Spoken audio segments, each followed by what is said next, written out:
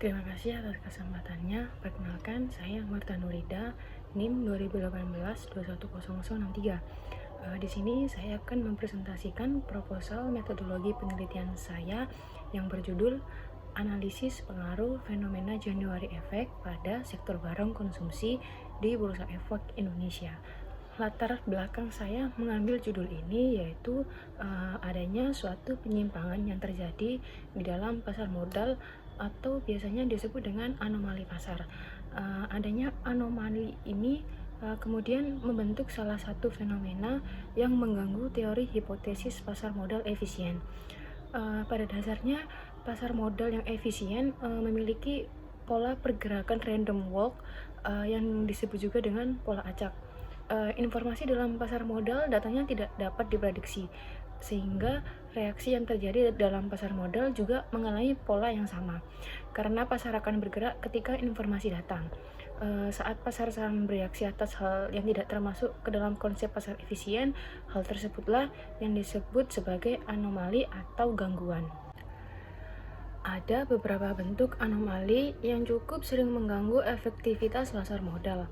Di antaranya yaitu efek kalender. Anomali kalender sendiri yaitu kecenderungan terjadinya keadaan yang sama di saat-saat tertentu, seperti misalnya kecenderungan perbedaan keadaan pasar modal di bulan Januari dan di bulan selain Januari atau Januari Effect.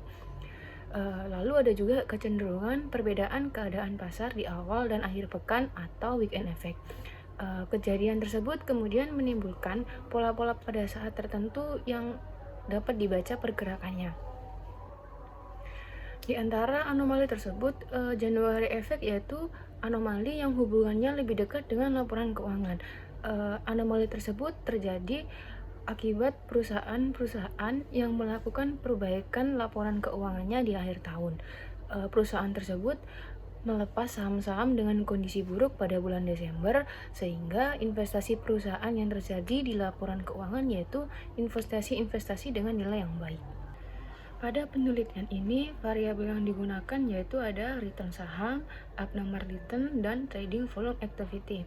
Return saham sendiri merupakan upah atau imbalan berupa keuntungan ataupun kerugian yang akan kita terima sebagai akibat atas keputusan penanaman modal pada saham tertentu. Lalu abnormal return yaitu salah satu dampak yang akan timbul ketika January Effect terjadi. Selanjutnya ada variabel yang terakhir yaitu trading volume activity atau volume perdagangan. Volume perdagangan memperlihatkan transaksi-transaksi yang terjadi di setiap bulannya. Hal ini dapat membantu melihat fenomena dari sisi aktifnya transaksi yang terjadi ketika dibandingkan dengan transaksi yang terjadi di bulan lain. Perumusan masalah. Berdasarkan latar belakang tersebut, saya dapat merumuskan masalah, yaitu apakah terdapat perbedaan return, abnormal return, dan trading volume activity antara bulan Januari dengan bulan lainnya pada perusahaan sektor barang konsumsi di Bursa Efek Indonesia pada periode 2016 hingga 2019. Tujuan penelitian. Dari latar belakang dan rumusan masalah yang sudah saya jelaskan sebelumnya, maka tujuan penelitian ini yaitu untuk menguji apakah terdapat perbedaan return, abnormal return, dan trading volume activity antara bulan Januari dengan bulan lainnya pada perusahaan sektor bidang barang konsumsi di Bursa Efek Indonesia pada periode 2016 hingga 2019. Selanjutnya, kerangka pemikiran yang berfokus pada January Effect. Yang pertama, return, kedua, abnormal return, dan yang ketiga, trading volume activity. Lalu untuk hipotesisnya yaitu H1, return berpengaruh positif terhadap terjadinya January Effect pada perusahaan sektor barang konsumsi. H2, abnormal return berpengaruh positif terhadap terjadinya January Effect pada perusahaan sektor barang konsumsi. Dan H3, trading volume activity berpengaruh negatif terhadap terjadinya January Effect pada perusahaan sektor barang konsumsi. Selanjutnya, saya akan menjelaskan tentang metode penelitian. Nah, pada penelitian ini menggunakan pendekatan kuantitatif. Sedangkan teknik pengumpulan data pada penelitian ini menggunakan data sekunder berupa data hasil pengumpulan data dan pengolahan pihak lain. Data yang dikumpulkan tersebut didapatkan melalui situs Bursa Efek Indonesia dan Yahoo Finance. Lalu ada batasan penelitian. Pada penelitian ini memiliki beberapa batasan. Yang pertama ada batasan sampel yang digunakan. Pada penelitian ini, peneliti hanya akan meneliti beberapa perusahaan barang konsumsi yang terdaftar di Bursa Efek Indonesia. Yang kedua ada batasan variabel yang digunakan. Dalam penelitian ini, peneliti menggunakan variabel return, abnormal return, dan trading volume activity sebagai faktor pengukur pengaruh terjadinya fenomena January effect. Dan yang ketiga ada batasan periode penelitian. Nah, pada penelitian ini peneliti sudah menetapkan periode yang digunakan, yaitu pada periode 2016 hingga 2019. Selanjutnya, identifikasi variabel. Dalam identifikasi variabel pada penelitian ini ada dua jenis.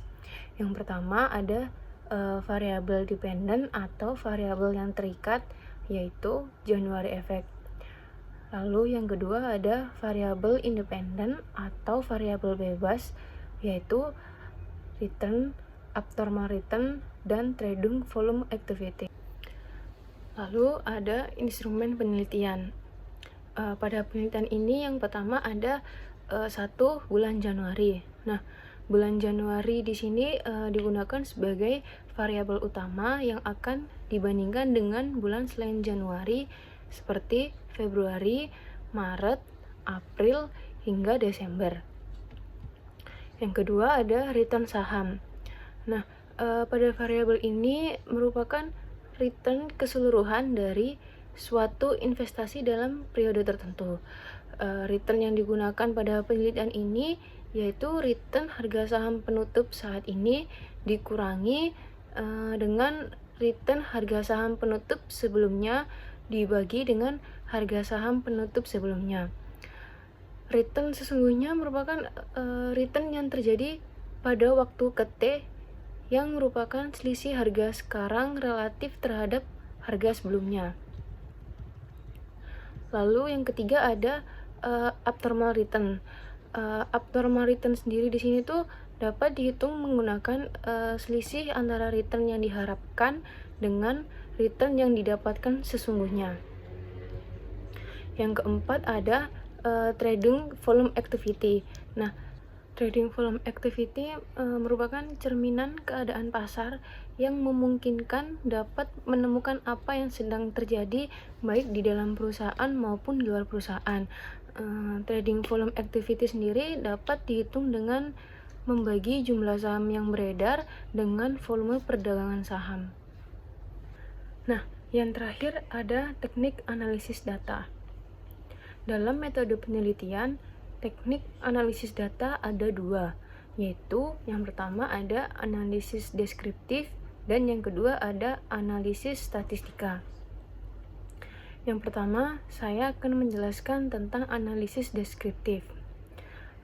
Analisis deskriptif yaitu yang digunakan untuk menganalisis data dengan cara menggambarkan atau mendeskripsikan data yang telah terkumpul sebagaimana adanya supaya dapat dipahami oleh pembaca tanpa bermaksud membuat kesimpulan yang berlaku untuk umum. Penelitian tersebut didapatkan dalam berbagai indikator yang berkaitan dengan variabel-variabel pengamatan, yaitu return, abnormal return, dan trading volume activity. Yang kedua ada analisis statistik. Pada penelitian ini analisis statistik yang digunakan yaitu one way ANOVA dan paired sample t-test dengan menggunakan SPSS. Uji statistik one way ANOVA digunakan untuk menguji apakah rata-rata dari dua tanggal berbeda secara signifikan